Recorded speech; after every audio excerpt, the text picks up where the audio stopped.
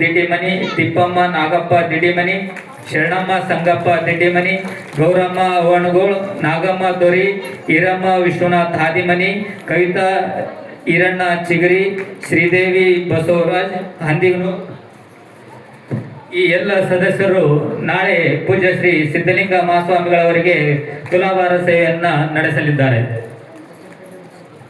ಹಾಗೆ ಇಂದಿನ ಕಾರ್ಯಕ್ರಮಕ್ಕೆ ಆಗಮಿಸಿರುವ ಸದ್ದಂಪೇಟೆಯ ಸದ್ಭಕ್ತರು ವೇದಿಕೆಗೆ ಬಂದು ಪೂಜ್ಯರಿಂದ ಗೌರವ ಸತ್ಕಾರವನ್ನ ಸ್ವೀಕರಿಸಬೇಕಾಗಿ ವಿನಂತಿಸಿಕೊಳ್ಳುತ್ತೇನೆ. ಮೊದಲನೇದಾಗಿ ಶ್ರೀ ಗೋಪಾಲ್ ಶುಕ್ಲ ಸತ್ಯಂಪೇಟೆ ಅವರು ಬಂದು ಪೂಜ್ಯರಿಂದ ಗೌರವ ಶ್ರೀರಕ್ಷೆಯನ್ನ ಪಡೆದುಕೊಳ್ಳಬೇಕಾಗಿ ವಿನಂತಿಸಿಕೊಳ್ಳುತ್ತೇನೆ. ಗೋಪಾಲ್ ಶುಕ್ಲ ಸತ್ಯಂಪೇಟೆ ಹಾಗೂ ಮಲ್ಲಣ್ಣ ಸಾವು ಹೊಸಮನಿ ಹಾಗೂ ದೇವೇಂದ್ರಯ್ಯ ಸ್ವಾಮಿ ಕಲ್ಮಠ್ ಹಾಗೂ ಅಂಬ್ರಣ್ಣ ಸಾವು ಹೊಸಮನಿ ಹಾಗೂ ಸಂಗನಗೌಡ ಪಾಟೀಲ್ ಸತ್ಯಂಪೇಟ್ ಹಾಗೂ ಜಡ್ಡಪ್ಪ ಸತ್ಯಂಪೇಟ್ ಅವರು ಬಂದು ಪೂಜ್ಯರಿಂದ ಗೌರವ ಶ್ರೀರಕ್ಷೆಯನ್ನ ಪಡೆದುಕೊಳ್ಳಬೇಕಾಗಿ ವಿನಂತಿಸಿಕೊಳ್ಳುತ್ತೇನೆ. ಸುರ್ಪುರ್ ತಾಲೂಕಿನ ಸತ್ಯಂಪೇಟೆಯಿಂದ ಆಗಮಿಸಿರುವ ಶ್ರೀಮಠದ ಸದ್ಭಕ್ತರು ಸುರ್ಪುರ್ ತಾಲೂಕಿನ ಸತ್ಯಂಪೇಟೆ ಅಂದರೆ ಪೂಜ್ಯರ ಹುಟ್ಟೂರಿನಿಂದ ಆಗಮಿಸಿರುವ ಸದ್ಭಕ್ತರು ಪೂಜ್ಯರಿಂದ ಸನ್ಮಾನವನ್ನ ಸ್ವೀಕರಿಸಬೇಕಾಗಿ ವಿನಂತಿಸಿಕೊಳ್ಳುತ್ತೇನೆ.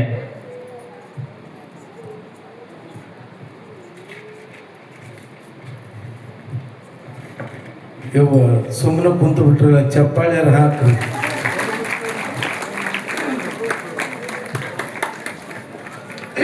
ಪರಮ ಪೂಜ್ಯ ಸಿದ್ದರಾಮ ಮಹಾಶಿವಯೋಗಿಗಳವರ ಹಾಗೂ ಸದ್ಯದ ಪೀಠದ ಪರಮ ಪೂಜ್ಯರ ಜನ್ಮಸ್ಥಳವಾಗಿರುವಂತಹ ಸದ್ದಂಪೇಟೆಯಿಂದ ಅವರೆಲ್ಲ ಭಕ್ತ ಬಳಗ, ಶರಣ ಬಳಗ ಇವತ್ತು ಶ್ರೀಮಠಕ್ಕೆ ಆಗಮಿಸಿದೆ. ನಿಮ್ಮ ಪ್ರೀತಿಯ ಚಪ್ಪಾಳೆ ಕೊಡ್ರಿ, ಜೋರಾಗಿ ಕೊಡ್ರಿ. ನಾ ಯಾಕೆ ನೀವು ಚಪ್ಪಾಳೆ ಹೊಡ್ಸಕತ್ತಂದ್ರೆ ನಿಮ್ಮ ಮುಂದೆ ಸೊಳ್ಳೆ ಬಂದ್ರೆ ಅದು ಸತ್ತು ಹೋಗಿರ್ಬೇಕು. ನಾ ಸುಮ್ಮನೆ ಚಪ್ಪಾಳೆ ಹಾಕನ್ನಕತ್ತೀನಿ ನಿಮಗೆ. ಜೈ ಮಂಗಲಂ ಜೈ ನಮ ಮುರುಗೇಂದ್ರ ಶಿವಯೋಗೀಶ್ವರ ಮಹಾರಾಜ್ ಕಿ, ಸಿದ್ದರಾಮೇಶ್ವರ ಮಹಾರಾಜ್ ಕಿ, ಸಿದ್ಧಲಿಂಗೇಶ್ವರ ಮಹಾರಾಜ್ ಕಿ, ಗುರು ಕುಮಾರೇಶ್ವರ ಮಹಾರಾಜ್ ಕಿ, ಗೊಲ್ಲಾಳೇಶ್ವರ ಮಹಾರಾಜ್ ಕಿ. ಇಷ್ಟ ಹೇಳಿದ್ರು ಸುಮ್ಮನೆ ಕುಂತವ್ರಿ ಮಹಾರಾಜ್ ಕಿ.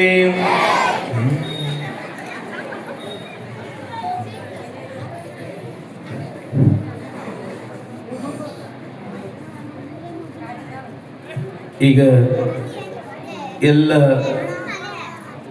ಪೂಜ್ಯರ ತವ್ರ ಮನೆ ಎಷ್ಟು ಖುಷಿ ಐತಿ ನೋಡ್ರಿ. ಅಪ್ಪ ಅವ್ರಿಗೆ ನನ್ನ ತವ್ರ ಮನೆಯಿಂದ ನನ್ನ ಭಕ್ತರು ಬಂದಾರ ಅಂತೇಳಿ ಬನ್ನಯ್ಯ ಸ್ವಾಮಿ ಸತ್ಯಂಪೇಟೆ ಗುರೂಜಿಯವರು ಕೂಡ ವೇದಿಕೆಗೆ ಆಗಮಿಸ್ಬೇಕು. ಪೂಜ್ಯರಿಗೆ ಅವ್ರಿಗೆ ಬಹಳ ಖುಷಿ. ನಾನು ಹುಟ್ಟಿದ ನನ್ನ ಜನ್ಮಸ್ಥಳದಿಂದ ನನ್ನ ಬಳಗ ಬಂದೈತಿ ಅಂತ ಹೇಳಿ ಇವತ್ತೆಲ್ಲ ನಿಮ್ಮೆಲ್ಲರ ಪರವಾಗಿ ಅವರಿಗೆ ಶಾಲು ಮಾಲೆ ಅಪ್ಪನ ಒಂದು ನೆನಪಿನ ಕಾಣಿಕೆಯನ್ನು ಕೂಡ ಇವತ್ತು ಅವರೆಲ್ಲರಿಗೂ ಕೂಡ ನೀಡಿ ಆಶೀರ್ವಾದವನ್ನು ದಯಪಾಲಿಸ್ತಾ ಇದ್ದಾರೆ.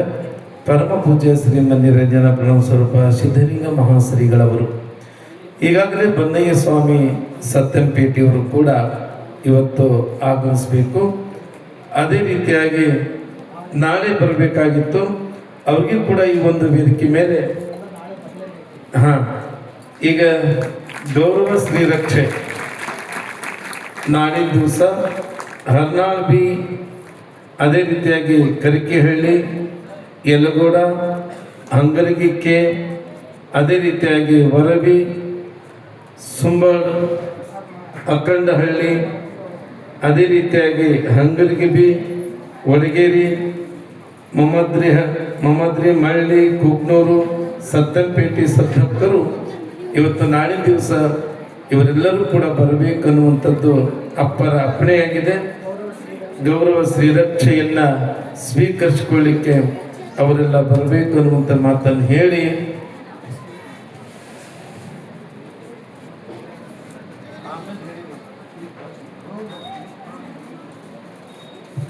ಗವಾಯಿಗಳು ಸಿದ್ಧತೆ ಮಾಡಿ.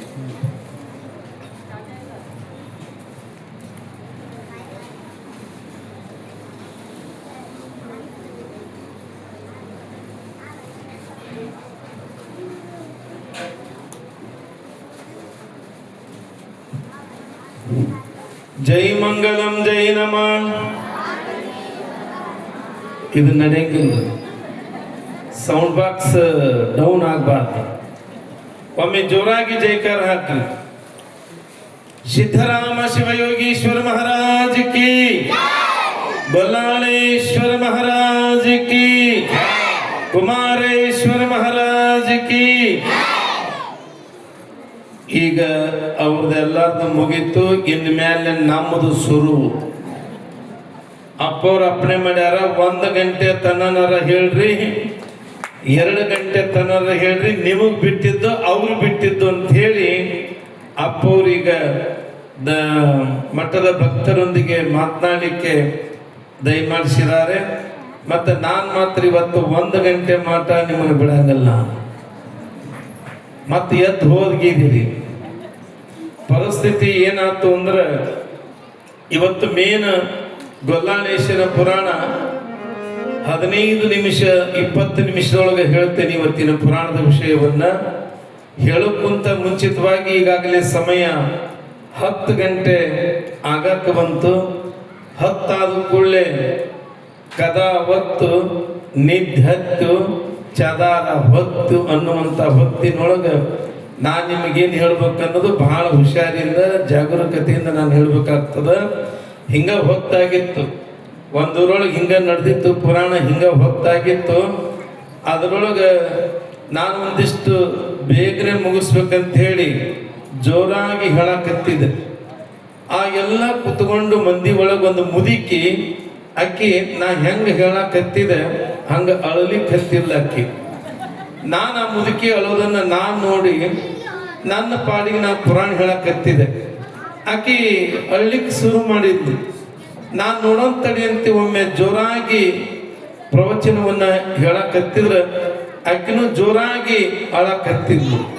ಆಕಿ ಜೋರಾಗಿ ಅಳೋದಕ್ಕೆ ನನಗೆ ಸಂಶಯ ಬಂದು ನೋಡೋಣಿಕ್ಕಿ ಅಂತೇಳಿ ನಾನೊಂದಿಷ್ಟು ಹೈಪಿಚ್ಚಿನೊಳಗೆ ಪ್ರವಚನ ಮಾಡಿದ್ರೆ ಆಕಿ ಲಬ ಲಬ ಲಬ ಲಬ ಲಬ ಹೊಯ್ಕೊಳಕತ್ತಿಲ್ಲ ಆಕಿ ಮುದುಕಿ. ಆಕಿ ಯಾವಾಗ ಹೊಯ್ಕೊಳಕತ್ತಿದ್ಲು, ನಾನು ಚೀರಿ ಚೀರಿ ಪುರಾಣ ಹೇಳಕತ್ತಿದೆ. ಆಕಿ ಎರಡೂ ಕೈಲಿ ಲಬ ಲಬ ಲಬ ಲಬ ಚೀರಿ ಹೊಯ್ಕೊಳಕತ್ತಿದ್ಲು, ಬಾಯಿ ಬಾಯಿ ಬಡ್ಕೊಳಕತ್ತಿದ್ಲು. ಆವಾಗ ನನಗೆ ಸಂಶಯ ಬಂತು. ಆ ಮುದುಕಿನ ಪ್ರಶ್ನೆ ಮಾಡಿದೆ, ಅಜ್ಜಿ ನಾ ಪುರಾಣ ಹೇಳೋದಕ್ಕೆ ನೀ ಯಾಕೆ ಅಳಕತ್ತಿ ಅಂತ ನಾ ಮುದುಕಿ ಪ್ರಶ್ನೆ ಮಾಡಿದ್ರು. ಆ ಮುದುಕಿ ನನಗೆ ಉತ್ತರ ಕೊಟ್ಲು, ಏ ತಮ್ಮ, 8 ದಿವಸದ ಹಿಂದ ನಮ್ಮ ಮನಿ ಒಳಗ ಒಂದು ಹಕ್ಕ್ಯಾಗ ಒಂದು ಎಮ್ಮಿ ಕರ ಆಗಿತ್ತು.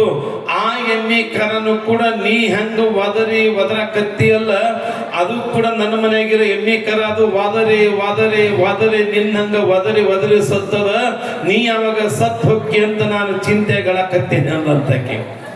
ಆ ಪರಿಸ್ಥಿತಿ ನನಗೆ ಬರಬಾರ್ದು ಅಂತೇಳಿ ನಿಮ್ಮೆಲ್ಲರನ್ನ ಎಚ್ಚರಗೊಳಿಸಿ ಈಗ ನೇರವಾಗಿ ಗೊಲ್ಲಾಳೇಶ್ವರನ ಪುರಾಣಕ್ಕೆ ನಾವು ನೀವೆಲ್ಲರೂ ಹೋಗೋಣ.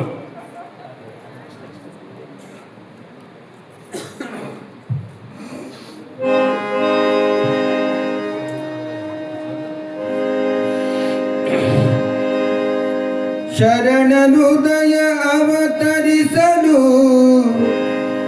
ಭುವನದ ಸಿರಿಯೋ ಸಕಲ ಐಶ್ವರ್ಯಗಳು ನಿರುತದೆ ನಾನಾತನದುತ್ಸವ ಮಿಗೆ ತರುಣ ಬಾಲರಲಿ ಮಿಗಿಲೆನಿಸಿ ಕರೆದರಂ ಗೊಲ್ಲಾಳವರ ಬೆಸರಿಂದಲಿ ಇರುತ್ತಿರ ಸಂತೋಷ ಸೌಖ್ಯದಲ್ಲಿ. ಸಾಂಬದೇ ನಮ ಪಾರ್ವದೇವನ ಶಿವರ ಹರ ಮಹಾದೇವ. ಹೀಗೆ ಚರಿತ್ರ ನಾಯಕನಾಗಿರುವಂತಹ ಯಾವ ಗೊಲ್ಲಾಳೇಶ ಬೆಳೆದು ದೊಡ್ಡವನಾಗಿ 16ನೇ ವಯಸ್ಸಿಗೆ ಬರ್ತಾನೆ. 16 ವರ್ಷ. ಆ 16 ವರ್ಷದ ವಯಸ್ಸಿಗೆ ಬಂದಿರುವಂತಹ ಆ ಡವಳ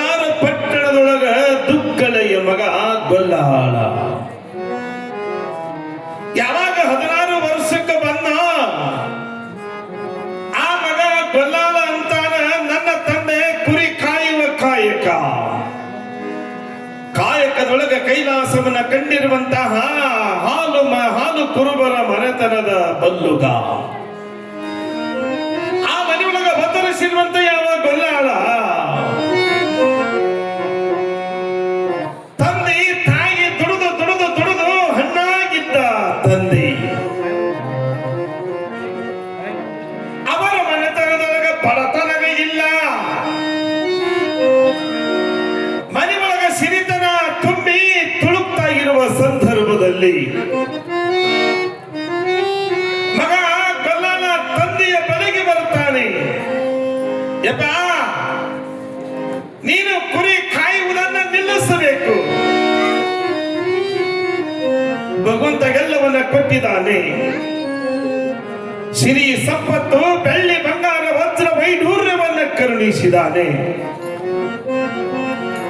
ನೀನು ಇನ್ನು ಮುಂದೆ ವಿಶ್ರಾಂತಿಯನ್ನ ಪಡಿಬೇಕು ಅಂತ ಮಗ ಗೊಲ್ಲಾಳನಿಗೆ ಹೇಳಿದ ಹಾಗನೆ ತಂದೆ ಹೇಳ್ತಾನೆ, ಮಗನೇ, 60-70 ವರ್ಷಗಳ ಕಾಲ ಈ ಕಾಯಕವನ್ನು ಮಾಡಿಕೊಂಡು ಬಂದಿರುವ ನನ್ನ ಶರೀರ ಹೆಂಗ ನನ್ನ ಕಾಯಕವನ್ನ ನಿಲ್ಲಿಸಲಿ ಅಂತ ಮಗನಿಗೆ ತಂದೆಗೆ ಹೇಳಿದಾಗ ಮಗನಿಗೆ ಹೇಳ್ತಾನೆ, ಯಪ್ಪ, ಇನ್ನ ಸಾಕು. ಪರಮಾತ್ಮ ಆ ಭಗವಂತ ಕರುಣಿಸಿದ ಸಿರಿ ಸಂಪತ್ತನ್ನ ಬಡವರಿಗೆ, ಜಂಗಮರಿಗೆ, ದೀನ ದಲಿತರಿಗೆ ದಾನವನ್ನು ಮಾಡಿ ಸುಖ ಜೀವನವನ್ನ ಕಳೆಯೋಣ. ಮಗನ ಮಾತನ್ನ ಕೇಳಿದ ಯಾವ ಬಲ್ಲುಗ ದಾನ ಧರ್ಮವನ್ನು ಮಾಡ್ತಾ ಕಾಲವನ್ನು ಕಳೀತಾ ಇರುವ ಸಂದರ್ಭದಲ್ಲಿ ಒಬ್ಬ ಬಡ ಹೆಣ್ಣು ಮಗಳು ಬಂದಿದ್ದಾಳೆ. ಬಡತನದ ಭವನೆಯಲ್ಲಿ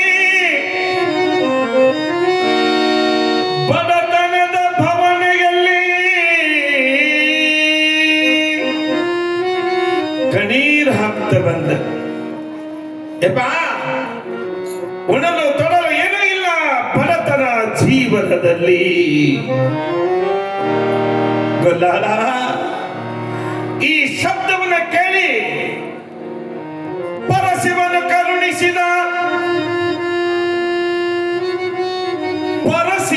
ಕರುಣಿಸಿದ ಸಿರಿಯನ್ನೇ ಮಗ ದಾನವಾಗಿ ಕೊಟ್ಟ. ಅದಕ್ಕೆ ನಮ್ಮ ಶರಣರು ಹೇಳ್ತಾರೆ, ಶಿವ ಕೊಟ್ಟ ಕಾಲಕ್ಕೆ ಕರೆದು ದಾನವ ಮಾಡು. ನಾವು ದಾನ ಧರ್ಮವನ್ನು ಮಾಡಬೇಕು. ಒಮ್ಮೆ ಅಜಾಂತ ನಾಗಲಿಂಗ ಶಿವಯೋಗಿ ನವಲಗುಂದ ಮಹಾನಗರದಲ್ಲಿ ಬದುಕನ್ನು ಕಳೀತಾ ಇರುವಂತಹ ಅಜಾಂತ ನಾಗಲಿಂಗ ಶಿವಯೋಗಿ ಒಬ್ಬ ಬಡ ಹೆಣ್ಣ ಮಗಳ ಮನೆಗೆ ಬರ್ತಾನೆ. ನಾಗಲಿಂಗ ಹಸಿವಾಗಿತ್ತು. ಹಸುವಿನ ಬಾಧೆಗಿನ ತಾಳಲಾರದೆ ನಾಗಲಿಂಗ ದಡದಡನೆ ಧಾವಿಸಿ ಆ ಹೆಣ್ಣ ಮಗಳ ಮನೆಯ ಮುಂದೆ ಬಂದು ಭವತಿ ಭಿಕ್ಷಾಂದೇಹಿ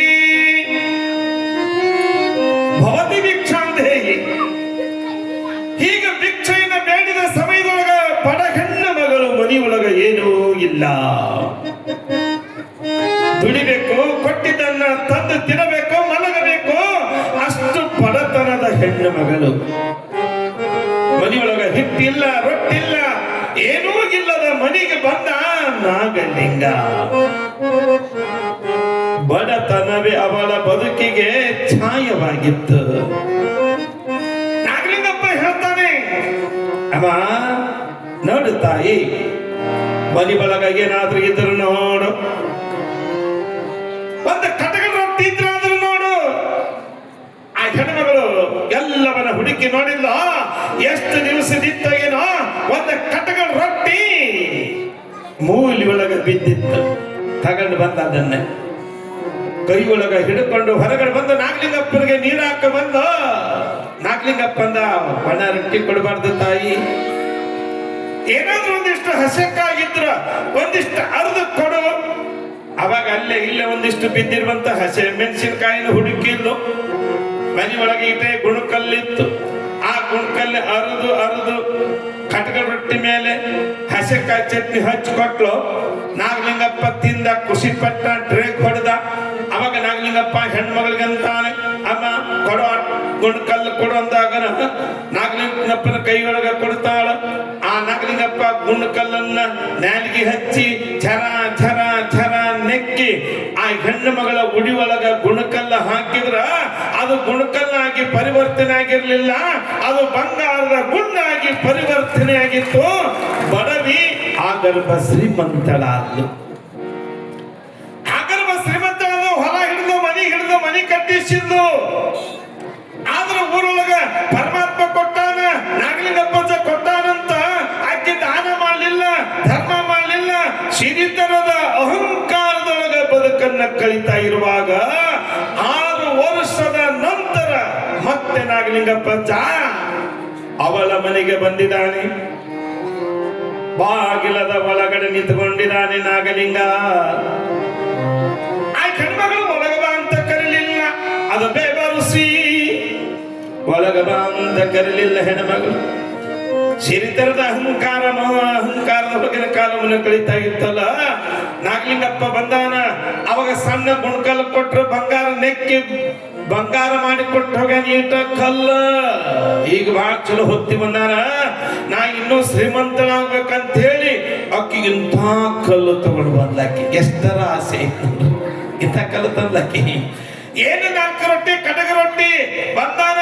ಪಂಚ ಪಕ್ವಾನ ಪ್ರಸಾದ ಮಾಡಿಸ್ಬೋದಾಗಿತ್ತು. ಆ ಹೆಣ್ಮಗಳ ಆಸೆ 1 kg ಹಸಿ ಮೆಣಸಿಕಾಯಿ ತಂದದ್ದು ಬೇಬರ್ಸಿ. 1 kg ಹಸಿ ಮೆಣಸಿಕಾಯಿ ಅರ್ಧ 4 ರೊಟ್ಟಿ ಮ್ಯಾಲ ಹಚ್ಚಿ ಕೊಟ್ಟಾಳಲ್ಲ. ನಾಗಲಿಂಗಪ್ಪ ತಿಂದ ಮ್ಯಾಲ ನಾಗಲಿಂಗಪ್ಪನ ಹೊಟ್ಟಿ ಭಗ ಭಗ ಭಗ ಭಗ ಅಂತ ಉರ್ಯಾಕತ್ತಿ. ಈ ಹೆಣ್ಮಗಳಂದು ಏ ನಾಗಲಿಂಗ, ಆ ಗುಣಕಲ್ಲು ಕೊಡುವಂತ ಕೇಳು ಅಂದಕ್ಕಿ. ನಾಗಲಿಂಗಪ್ಪ ಅಂದ ಕೊಡುವ ಕಲ್ಲ ಅಂದ. ನಾಗಲಿಂಗಪ್ಪನ ಕೈಯಾಗ ಕೊಡ್ತಾಳ. ಕೊಟ್ಟು ನಾಲಿಗೆ ಹಚ್ಚಿ ನೆಕ್ಕಿ ಆ ತಾಯಿ ಉಡಿ ಒಳಗ ದುಂಡಿಗಿಟ್ಟು ಹೇಳ್ತಾನ, ನನ್ನ ಹೊಟ್ಟಿ ಹೆಂಗ ಭಗ ಭಗ ಉರಿದೈತಲ್ಲ ಹಂಗ ನಾ ಕೊಟ್ಟ ಸಿರಿತನ ಅದು ಸುಟ್ಟು ಹೋಗ್ಲಿ ಅಂತೇಳಿ ನಾಗಲಿಂಗಪ್ಪ ಶಾಪ ಕೊಟ್ಟ. ಇವತ್ತಿಗೆ ಆ ಮನೆ ಹಾಳ ಬಿದ್ದಿದೆ. ಅದಕ್ಕೆ ನಮ್ಮ ಜೀವನದೊಳಗೆ ದಾನ ಧರ್ಮವನ್ನು ಮಾಡಬೇಕು.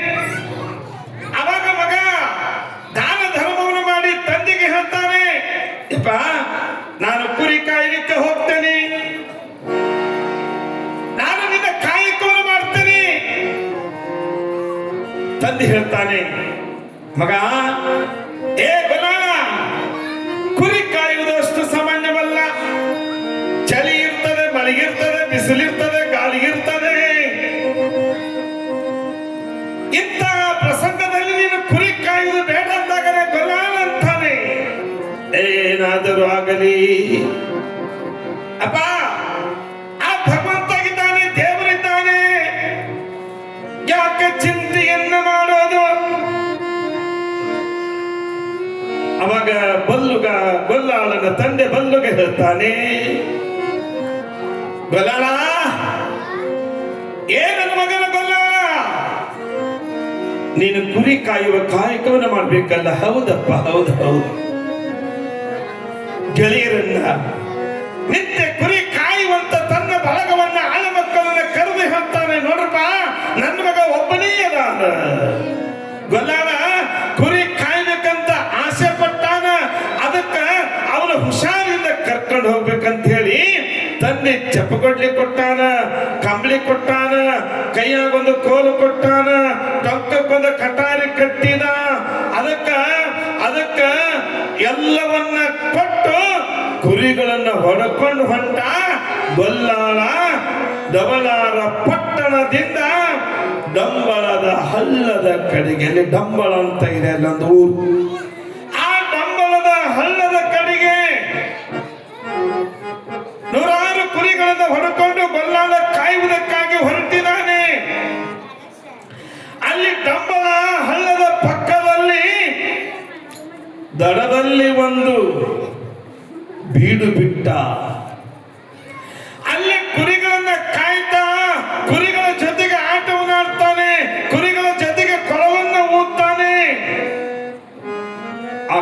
ಕುರಿಗಳ ಇದ್ದಲ್ಲಿ ಹೋಗಿ ಆನಂದವಾಗಿ ಆ ಕುರಿಗಳ ಮೈಯನ್ನ ತಿತ್ತಾಗಿರುವ ಸಮಯದೊಳಗ ಗೊಲ್ಲಾಳ ಅಲ್ಲಿ ಡಂಬಳ ಹಳ್ಳದ ದಂಡಿಗೆ ಒಂದಿತ್ತು ಕುರಿದಡ್ಡಿ. ಆ ಕುರಿದಡ್ಡಿ ಒಳಗ ನಿಮಗೆ ಹೇಳ್ತೇನೆ, ಗೊಲ್ಲಾಳ ಅಲ್ಲೇ ಕಾಲವನ್ನ ಕಳೀತಾ ಇರುವಾಗ ಒಂದು ಸಾರ ಮನೆಗೆ ಹೋಗ್ತಿದ್ದ, ಒಂದು ಸಾರ ಮನೆಗೆ ಬರುತ್ತಿದ್ದ. ಮನೆಗೆ ಹೋಗೋದು ಬರೋದು ಮಾಡುವ ಸಮಯದೊಳಗನೆ ಮನೆಯನ್ನೇ ಮರೆತ, ತಂದೆಯನ್ನ ಮರೆತ, ತಾಯಿಯನ್ನ ಮರೆತ, ಎಲ್ಲ ಪ್ರಪಂಚವನ್ನ ಮರೆತು ಡಂಬಳ ದಂಡಿ ಒಳಗ ಇರುವ ಕುರಿಯ ಹಟ್ಟಿ ಒಳಗ ಅಲ್ಲೇ ಕಾಲವನ್ನ ಕಳೀತಾ ಇರುವಂತ ಗೊಲ್ಲಾಳ ಒಂದು ದಿವಸ ಶ್ರೀಶೈಲಕ್ಕೆ ಹೋಗ್ತಿದ್ರು. ಆ ಶ್ರೀಶೈಲಕ್ಕೆ ಹೋಗುವಂತ ಜನಗಳು ಪಾದಯಾತ್ರೆಯಾಗಿ ಕಂಬಿಯನ್ನ ಹೊತ್ತುಕೊಂಡು ಒಂದಲ್ಲ ಎರಡಲ್ಲ ಶ್ರೀಶೈಲ ಮಲ್ಲಯ್ಯನನ್ನ ಧ್ಯಾನ ಮಾಡ್ತಾರ, ಶ್ರೀಶೈಲ ಮಲ್ಲಯ್ಯನ ಸ್ಮರಣೆ ಮಾಡ್ತಾರ. ಮಲ್ಲಯ್ಯ ಉಗೆ ಉಗೆ ಉಗೆ ಶ್ರೀಶೈಲ ಮಲ್ಲಯ್ಯ ಅಂತ ಹೇಳಿ ಎಲ್ಲರೂ ಕೂಡ ಇವತ್ತು ಶ್ರೀಶೈಲಕ್ಕೆ ಹೊರಡುವ ಸಮಯದೊಳಗ ಗೊಲ್ಲಾಳ ಅಂತಾನ. ಇವರೆಲ್ಲ ಎಲ್ಲಿಗೆ ಹೊರಟಿರಬಹುದು? ಇವರೆಲ್ಲ ಯಾವ ಕಡೆ ಹೊರಟಿರಬಹುದು? ಎಲ್ಲರೂ ಜೈಕಾರವನ್ನು ಹಾಕ್ತಾರ. ಇವರನ್ನೊಂದಿಷ್ಟು ಕೇಳಬೇಕು ಅಂತ ಹೇಳಿ ಗೊಲ್ಲಾಳ ಎಲ್ಲ ತಿಂಡಿಗಳನ್ನ ಕೇಳಿದ್ರೆ ಯಾರು ಹೇಳಲಿಲ್ಲ. ಈ ಗೊಲ್ಲಾಳ ಹುಚ್ಚ ಅಂತ ತಿಳ್ಕೊಂಡ್ರು. ಇವನ ಮುಗ್ಧ ಭಕ್ತಿಯನ್ನು ನೋಡಿ ಯಾರು ಹೇಳಲಿಲ್ಲ. ಅವಾಗ ಇನ್ನೊಂದು ಹಿಂದ ತಂಡ ಬಂತು. ಆ ತಂಡದೊಳಗ ಹೋಗಿ ಗೊಲ್ಲಾಳ ಕೇಳ್ತಾನ, ಯಪ್ಪ ಎಲ್ಲಿ ಹೊರಟೀರಿ, ಎದಕ್ಕೆ ಹೊರಟೀರಿ, ಇವತ್ತು ಎಲ್ಲಿಗೆ ನಡೆದಿರಿ ಅಂತ ಕೇಳಿದ್ರ ಅದ್ರೊಳಗೊಬ್ಬ ಜಂಗಮ ಮೂರ್ತಿ ನಂದಯ್ಯ ಸ್ವಾಮಿಗಳು ಅಂತ ಹೇಳಿ ಆ ನಂದಯ್ಯ ಸ್ವಾಮಿಗಳು ಹೇಳ್ತಾರೆ, ನೋಡಪ್ಪ ನನ್ನ ಹೆಸರು ಕೇಳಕತ್ತಿ ಅಂದ್ರ ನನಗ ನಂದಯ್ಯ ಸ್ವಾಮಿ ಅಂತಾರೋ, ನಿನ್ನ ಹೆಸರೇನು ಅಂದಾಗನ ಗೊಲ್ಲಾಳ ಅಂತಾನೆ. ನಾನು ಗೊಲ್ಲಾಳನೆಂಬ ಹುಡುಗ. ಅವಾಗ ಕುರಿ ಕಾಯ್ತೀನಿ, ನನ್ನ ಹಟ್ಟಿ ಇಲ್ಲೇ ಅದ, ಅದಕ್ಕೆ ನಾನು ಕುರಿ ಕಾಯುವಂತ ಕುರುಬರ ಮನೆತನದ ಹುಡುಗ, ನನಗ ಗೊಲ್ಲಾಳ ಅಂತ ಕರೀತಾರೆ. ಅವಾಗ ನಂದಯ್ಯನವ್ರಿಗೆ ಹೇಳಿದ್ರು, ಯಪ್ಪ ನಾವು ಶ್ರೀಶೈಲ ಮಲ್ಲಿನಾಥಗ ಹೋಗ್ತೇವಿ. ಶ್ರೀಶೈಲ ಅಂದ್ರೆ ಏನು ಅಂದವ, ಮುಕ್ತ ಹುಡುಗ. ಶ್ರೀಶೈಲ ಅಂದ್ರೆ ಏನು? ಅಲ್ಲಿ ಲಿಂಗ ಅದ, ಆ ಲಿಂಗ ದರ್ಶನ ಮಾಡ್ಕೊಂಡ್ರ ನಮ್ಮ ಜೀವನ ಪಾವನವಾಗ್ತದೆ, ನಮ್ಮ ಮನಸ್ಸು ಪಾವನವಾಗ್ತದೆ, ಮಲ್ಲಯ್ಯನ ದರ್ಶನ ಆಗ್ತದೆ. ಅದಕ್ಕೆ ನಾವೆಲ್ಲ ತಿಂಗಳಗಂಟ್ಲೆ ಹೋಗಿ ಅಲ್ಲಿ ಜಾತ್ರೆಯನ್ನ ಮಾಡಿ ಬರ್ತೀವಿ ಅಂದಾಗನ ಅಂತ ಪವಿತ್ರವಾಗಿರುವಂತ ಲಿಂಗ, ಆ ಲಿಂಗದಿಂದ ನನಗ ಮೋಕ್ಷ ದೊರೀತದಂತಂದ್ರ ನನಗೂ ಲಿಂಗ ಬೇಕು ಅಂದ್ರ ಗೊಲ್ಲಾಳ, ನನಗೂ ಲಿಂಗ ಬೇಕು. ಇವರಂದ್ರೆ ಎಲ್ಲಾರು ಹುಚ್ಚದಾನ, ಒಬ್ಬ ಮುಗ್ಧ ಮನುಷ್ಯ ಅದಾನ ಅಂತ ತಿಳ್ಕೊಂಡ್ರು. ಅವಾಗ ನಂದಯ್ಯ ಸ್ವಾಮಿಗಳಂತಾರ, ಏ ಗೊಲ್ಲಾಳ, ಆ ಲಿಂಗವನ್ನ ಹಂಗ ತಗೊಂಡ್ ಬರಕ್ ಆಗುದಿಲ್ಲ, ಇದಕ್ಕೆ ನೀ ರೊಕ್ಕ ಕೊಟ್ರ ಮಾತ್ರ ಲಿಂಗವನ್ನ ತೆಗೆದುಕೊಂಡು ಬರ್ತೀನಿ ಅಂದಾಗನ ಅವಾಗ ಗೊಲ್ಲಾಳ ಅಂತ ನನಗೇನು ಕಡಿಮೆ ಆಗದ, ಹಿಂದ ನಮ್ಮಪ್ಪ ದುಡಿದು ಗಳಿಸ್ಯಾನ, ಶ್ರೀಮಂತರ ಮನೆತನ ಅದ, ಅದಕ್ಕೆ ನನ್ನ ಭಾಗ್ಯಕ್ಕ ಆ ಲಿಂಗ ಬೇಕು ಅಂದಾಗನ ಅವಾಗ ಜಂಗಮ ಅಂತಾನೆ. ಗೊಲ್ಲಾಳನ ಭಾವ, ಗೊಲ್ಲಾಳನ ಭಕ್ತಿಯನ್ನ ನೋಡಿ, ನೋಡಪ್ಪ ನಿನಗೆ ಲಿಂಗವನ್ನ ನಾವು ತೆಗೆದುಕೊಂಡು ಬರ್ತೀವಿ, ಹಂಗ ತೆಗೆದುಕೊಂಡು ಬರಂಗಿಲ್ಲ ಅಂದಾಗನ ಏನಾದ್ರೂ ಕಾಣಿಕೆ ಬೇಕು ಅಂದ್ರ ಗೊಲ್ಲಾಳ ಓಡೋಡಿ ಬಂದ, ಕುರಿ ಹಟ್ಟಿಗೆ ಬಂದ, ಅಲ್ಲೇ ವಾಸ್ತವ್ಯ ಹೊಡಿದ್ದ. ಅಲ್ಲೇ ಹಿಕ್ಕಿ ಒಳಗ ಬಂಗಾರದ ಮಗಿಯನ್ನ ಮುಚ್ಚಿ ಇಟ್ಟಿದ್ದ. ಅದನ್ನ ತಂದು ನಂದಯ್ಯನವರ ಜೋಳಿಗೆ ಒಳಗ ಮಗಿಯನ್ನ ಇಟ್ಟು, ಯಪ್ಪ ನನಗೊಂದು ಲಿಂಗ ತಗೊಂಡು ಬರ್ರಿ, ಶ್ರೀಶೈಲದಿಂದ ಶ್ರೀಶೈಲ ಮಲ್ಲಯ್ಯ ಲಿಂಗ, ಆ ಲಿಂಗ ನನಗೆ ಬೇಕು ಅಂದಾಗನ ಇವತ್ತು ಲಿಂಗ ತರದನ್ನ ಮರಿಬೇಡ್ರಿ ಅಂತ ಕೊಟ್ಟ. ನಂದಯ್ಯನಿಂದ ಇರುವಂತ ಎಲ್ಲ ಶಿಷ್ಯರು ಹೋಗತನ ನೋಡಿದ, ನಿಂತುಕೊಂಡ ಗೊಲ್ಲಾಳ ಅವರು ಮರಿಯಾಗೋತನ ನೋಡಿದ, ಮತ್ತೆ ಬೆನ್ನ ಹತ್ತಿದ ಮೇಲೆ ಮುಕ್ತ ಗೊಲ್ಲಾಳ ಅಂತಾನ ಯಪ್ಪ ನನಗ ಲಿಂಗವನ್ನ ತರುವುದನ್ನ ನೀವು ಮರಿಬಾರ್ದು ಅಂತ ಹೇಳಿ ಮತ್ತೆ ಅವನಿಗೆ ಹೋಗಿ ಹೇಳ್ತಾನ. ಮತ್ತೆ ದೂರ ಹೋಗ್ತಾರ, ಮತ್ತೆ ಗೊಲ್ಲಾಳ ಓಡಿ ಹೋಗ್ತಾನ. ಯಾವಾಗ ಬರ್ತೀರಿ?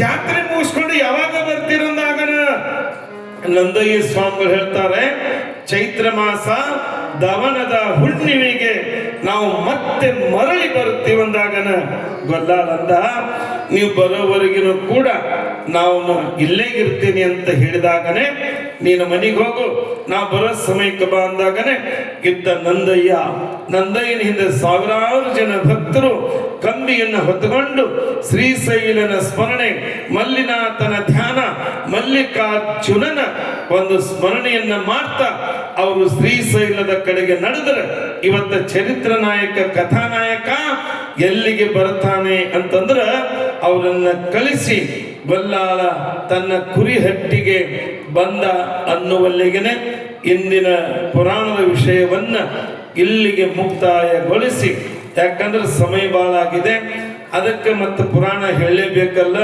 ಅದಕ್ಕೆ ಅಂತ ಗೊಲ್ಲಾಳ ಇವತ್ತು ಶ್ರೀಶೈಲ ಮಲ್ಲಿನಾಥನ ಕಂಬಿ ತಗೊಂಡು ಜಾತ್ರೆಗೆ ಹೋಗ್ತಕ್ಕಂಥ ನಂದಯ್ಯ ಸ್ವಾಮಿಗಳವರಿಗೆ ಇವತ್ತು ಲಿಂಗ ತರಲಿಕ್ಕೆ ಅವರು ಅಪ್ಪಣೆಯನ್ನ ಬಯಸ್ತಾನೆ.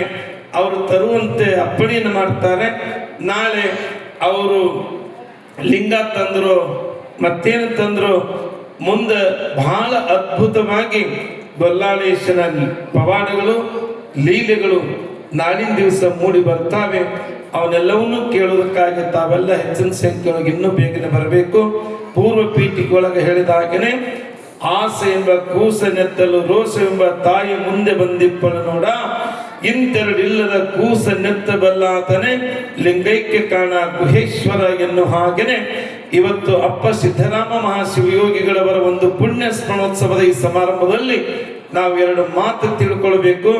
ಎರಡು ಮಾತು ಏನಂತಂದ್ರೆ, ಹೆಣ್ಣಾಗಲಿ ಗಂಡಾಗಲಿ ಆಸೆ ಮತ್ತು ರೋಷ ಇವೆರಡನ್ನ ದೇಹದಿಂದ ನಾವು ಹೊರಗೆ ಹಾಕಿದ್ವಿ ಅಂದ್ರೆ ಅಪ್ಪನ ಪುಣ್ಯ ಸ್ಮರಣೆ ಮಾಡಿದ್ದಕ್ಕೂ ಕೂಡ ಸಾರ್ಥಕ ಆದಿತ್ತು ಅನ್ನುವಂಥ ಮಾತನ್ನ ಈ ಸಂದರ್ಭದಲ್ಲಿ ತಮ್ಮೆಲ್ಲರಿಗೆ ಬಯಸಿ, ಭಕ್ತಿ ಅನ್ನುವಂಥ ಕೂಸು, ಆ ಸಿದ್ದರಾಮ ಮುರುಗೇಶ ಅನ್ನುವಂಥ ಕೂಸನ್ನ ತಾವು ಯಾರು ಎತ್ಕೊಂತೀರಿ ಅವರೇ ನಿಜವಾದ ಶರಣೀರು ಅನ್ನುವಂಥ ಮಾತನ್ನು ಈ ಸಂದರ್ಭದಲ್ಲಿ ಹೇಳಿ, ಆತ್ಮೀಯ ಬಂಧುಗಳೇ, ತುಲಾಭಾರ ಮುಂದಿನ ವರ್ಷ 101 ತುಲಾಭಾರವನ್ನು ಮಾಡಬೇಕಂತ ಹೇಳಿ ಏನಿವತ್ತು ನಮ್ಮ ಇಚ್ಛೆ ಇದೆ. ಆ ಇಚ್ಛೆ ಪ್ರಕಾರ ನಿನ್ನೆ 10 ಜನ ಅಥವಾ 11 ಜನ ತುಲಾಭಾರಕ್ಕಾಗಿ ತಮ್ಮ ಹೆಸರನ್ನ ಬರೆಸಿದ್ದಾರೆ.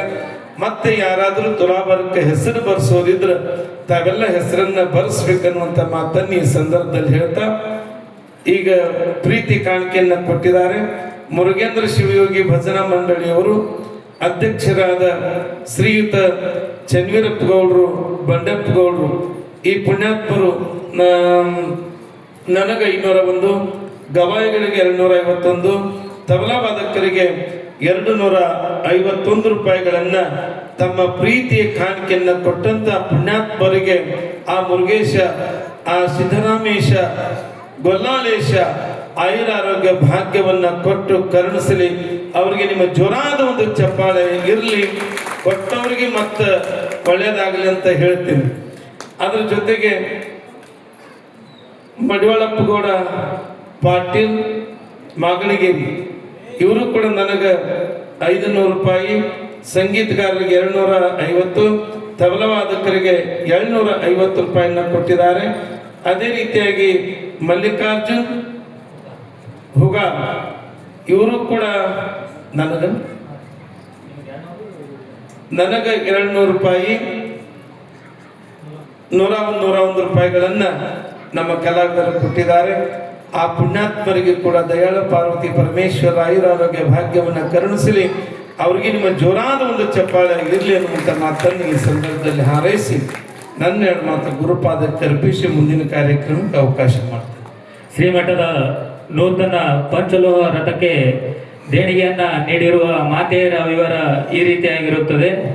ವಿಜಯಲಕ್ಷ್ಮಿ ಸಿದ್ದನಗೌಡ ಬಿರಾದಾರ್ 501, ಮಂಜುಳಾ ಶ್ರೀಶೈಲ್ ತಾಳಿಕೋಟಿ 501, ಬಸಮ್ಮ ನಿಂಗಣ್ಣ ಹಪ್ತಿ 1001, ನಾಗಮ್ಮ ಮಡಿವಾಳಪ್ಪ ತಿಳುಗೋಳು 1001, ಬಸವನಗುಡ್ತಿ ಗೊಲ್ಲಳಪ್ಪಗೌಡ ಮಾಗಣಗೇರಿ 501, ಭಾರತಿ ಶಿವಾನಂದ್ ತಾಳಿಕೋಟಿ 1001, ಜಯಶ್ರೀ ಪ್ರಕಾಶ್ ಬೆಲ್ಲದ್ 1001, ಪ್ರಿಯಾ ರೇವಣಸಿದ್ದಪ್ಪ ಬೆಲ್ಲದ್ 1501, ಮಡಿವಾಳಪ್ಪ ಶಿವರುದ್ರಪ್ಪ ಮೈನಾಳ್ 1001, ಶಾಂತ ರಾಚಣ್ಣ ಗಣಗಾಪುರ್ 501, ಕಾವೇರಿ ಪ್ರಭಾಕರ್ ಶಾಪುರ್ ಯಡ್ರಾಮಿ 2001, ರಾಜೇಶ್ವರಿ ಬಸವರಾಜ್ ಲಗಳಿ 501, ವಿಜಯಲಕ್ಷ್ಮಿ ಶಂಕರ್ ಕಾಯಿ ಅಂಗಡಿ 2001 ದೇಣಿಗೆಯಾಗಿ ನೀಡಿರುತ್ತಾರೆ. ಅವರಿಗೆ ಶ್ರೀಮಠದ ವತಿಯಿಂದ ತುಂಬು ಹೃದಯದ ಧನ್ಯವಾದಗಳನ್ನ ಸಮರ್ಪಿಸುತ್ತಾ, ಹಾಗೆ ಈ ಕಾರ್ಯಕ್ರಮಕ್ಕೆ ದೇಣಿಗೆಯನ್ನ ನೀಡಿರುವ ವಿವರ ಶ್ರೀ ಬಸಟ್ಟಪ್ಪ ವಾರಾದವರವರು ತಿಳಿಸಬೇಕಾಗಿ ವಿನಂತಿಸಿಕೊಳ್ಳುತ್ತೇನೆ. ಓಂ ಗುರುಭ್ಯೋ ನಮಃ. 11